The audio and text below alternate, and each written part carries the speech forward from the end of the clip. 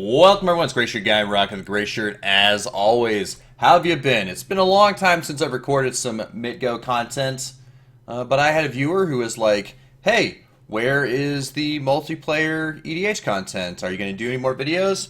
And the true answer is I was planning on doing more videos, but I'm currently in school right now, so I was just like, kind of like, I don't really want to do this, I'm kind of busy, and ultimately I decided, all right, I've got some free time this weekend, so I'm gonna make some mid-go videos, and we're gonna start off with Arcades, the Strategist.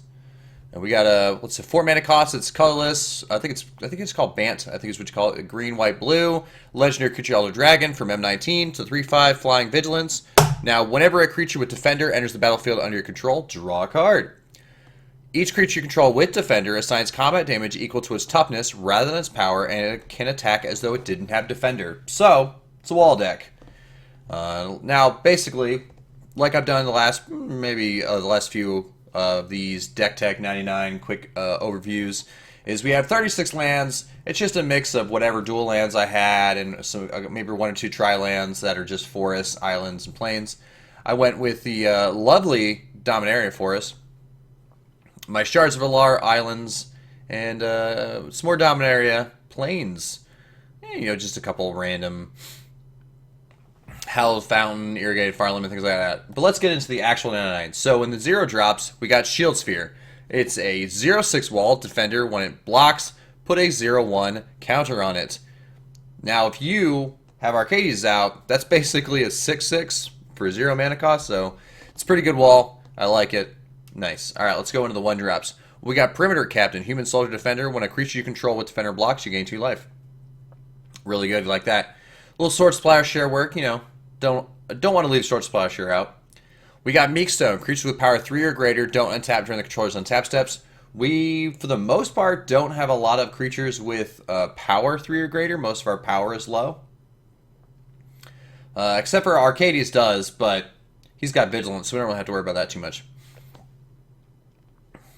We got Slagworm Armor. Equip creature gets 0/6 for 1. It's equip 3. Pretty good. Soul Ring, because Soul Ring. Steel Wall. We get a 1-drop 0/4 artifact creature wall. I like this art. I think this looks really cool. It's like it's busting on the ground. We got we sculpt the land into what we need. Homes, armament, fortresses of war. Our strength comes not only from knowing, but from commanding the terrain. Which is Raska Golden Club, which was from, I believe, one of our cat decks. It was either our equipment deck or our cat deck we used, Rashka Golden Cub. So we got Brave the Sand, creature control at Vigilance. Each creature control can block an additional creature's combat. It's a wall deck. We definitely want that. We got Fortified Ramp. I remember pulling this card really early and like coming back to Magic, and I always thought this little guy was like adorable. This little drowsy's like, "Let me in. I want to tell you the story of my people." And the wall's like, "No, stay away. Aww, nobody wants me." To 0/6. We got Jeskai Barrier. Wall, Flash, Defender, enters battlefield. You may return another target creature controlled to its owner's hand. So that can be useful. It also says May, so you don't have to. Rolling Stones, Kool-Aid Man. Oh yeah. Wall creatures can attack so they didn't have a Defender. So we got, it's if Arcades isn't on the battlefield, we can at least get Rolling Stones out there. But this doesn't swap their toughness for their power, so this is just kind of like last second. Okay, we can attack with some of our, because some of our walls do have power costs. They're not all just defense, but there are a lot of 2 drops in this deck. This deck is very fast. It skews very heavy in the 2 and 3 drops, so let's keep going. Stalwart, Shield Bearers, Defenders, other creature control with Defender get 0/2. Sunscape Familiar, Defender, green and blue spells you cast cost 1 less to cast. Wall of Owens, or Omens, not Owens. Wall of Owens, wow. Yeah, Wall of Omens. Defender, when enters battlefield, draw a card. Good to go. Wall of Shards, that looks pretty sweet. Defender and flying. Gotta be important about flying. There's not a lot of flying in here, but we do have some flying walls, so that's good. Cumulative upkeep, an opponent gains 1 life. So, can be good, can be bad. Cyclonic Rift for throwing everything back in their hands. We got the old Doorkeeper, creature homunculus, and Defender. I forget what the guy's name is. He has a name. This character does have a name, but I forget what they call him. You pay 3, tap, target player puts the top X cards of their library in the graveyard, where X is the number of creatures with Defender you control, so you can kind of mill them out with Defender. You got the old Fog Bank, Flying Defender, prevent all combat damage, 2 that would be dealt to and dealt by the Fog Bank, so it looks creepy. It's got little graspy hands. We got Tetsugo, Umezawa Fugitive, so it's not Umezawa's Jite, I hate that damn card. Legendary Rogue, Human Rogue, creature control with power, toughness, or 1 can't be, or toughness 1 or less can't be blocked. Yeah. With power or toughness 1 or less can't be blocked. So I read that. I was like, wait, what? What? Oh no, it's good. It's good. We like it. It's a good card. Unblockable walls are always good. Counterspell because it's blue. Assault Formation. We got it in foil because for some weird reason I couldn't find Assault Formation at this time when I built this deck in non-foil. So I was like, all right, fine, get the foil one. Each creature control assigns combat damage to its equal to its toughness rather than its power. So this is one of those other enchantments that could help with the Rolling Stones if Arcades gets too high in cost. Target creature with Defender can attack this turn as though it didn't have Defender. In case it's the only one by itself, then Assault Formation is still pretty good. Creatures you control get +0/+1 until end of turn. Then we got some Farseek for some mana ramp. Creeping Vine. Search your library for a basic land card or gate card, reveal it and put it in your hand to show your library. This is good, to try to kind of boost yourself a little bit early, and if you are on a dead hand and you have too many, you play it, go grab a third one, and then you can play it if you haven't played land yet. So, it's pretty good value for what it costs. Overgrown Battlement Defender that gives you green mana, good to go. Defender that gives you mana of any color, also good. Tower Defense. Creatures you control get +0/+5 and gain reach till end of turn. I was playing a game a couple days ago, and I really should have used Tower Defense. I just didn't use it at the right time. Tower Defense is actually really good. We got Vine Trellises, Defenders, gives you lands. I definitely like this art. She looks nice. What is it? Plant Wall. I think that's a Dryad or an Elf. I don't really know what she is supposed to be, but if you know, let me know. Wall of Blossoms. When there's battlefield, draw a card. Each flower identical, each leaf and petal disturbingly exact. Yeah. So I'm not sure if he's being drowned by a Wall of Blossoms or if he's trying to breach through. Could be a lady's hand. To me, it looks kind of like a man's hand. Either way, I'm not really sure what's going on there. We got Wall of Mulch. Defender, sacrifice wall, draw a card. Rarely, but maybe. Wall of Roots, Defender. Put a 0/1 counter on Wall of Roots and then add one green mana. Activate this only once per turn, so you can just slowly whittle it down if you need mana. We got Azorius Signet, get some Azorius mana. Lightning Greaves, we gotta throw a Hasten Shroud, good to go. Selesnius Signet, it's more mana ramp. We got Civic Signet for more mana ramp. Wall of Junk. Defender, when Wall Junk blocks, return it to its owner's hand at the end of combat. So it's a 0/6 for 2, so it's pretty good. Wall of Tangle Cord, Defender. Wall of Tangle Cord gains reach until end of turn for 1 green. So I definitely like the art from the Mirrodin block, and I know we've had 2 Mirrodin blocks in the past, but I could always see another Mirrodin block or another Phyrexian block. Those would be cool. I recently did a survey and it was like, what was your favorite block? What's your favorite plane? I think is what they call them. Yeah, what's your favorite plane? And I said Theros was. I put Theros, New Phyrexia, and oh man, I can't. What did I put? Oh, I put Kamigawa because I really did like Kamigawa. And I know a lot of people don't, but I really did. All right, now we're getting to the 3 drops. Bar the Door. Creatures you control get +0/+1, +0/+0, or +0/+4 until their turn. Words hard. Mentor of the Meek. This basically is just card draw for pretty much most of the deck. And there's my neighbor with his turbo. He really likes that turbo.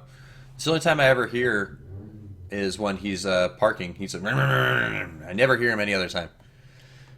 Each player chooses any number of cards they control with total power 4 or less, then sacrifices all other creatures they control. So, yeah, basically it's kind of a one-sided board wipe. Kind of.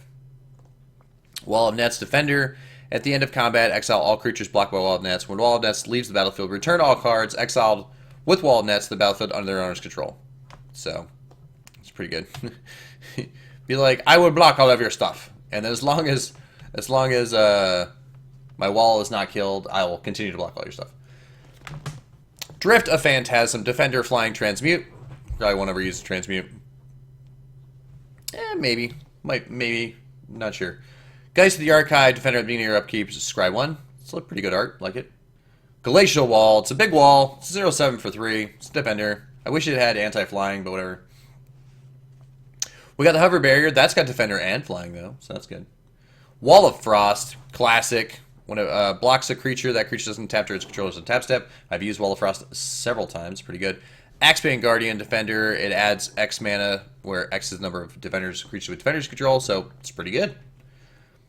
Beast Within, good for single target removal. Cultivate for some mana ramp. Kodama's Reach for more mana ramp.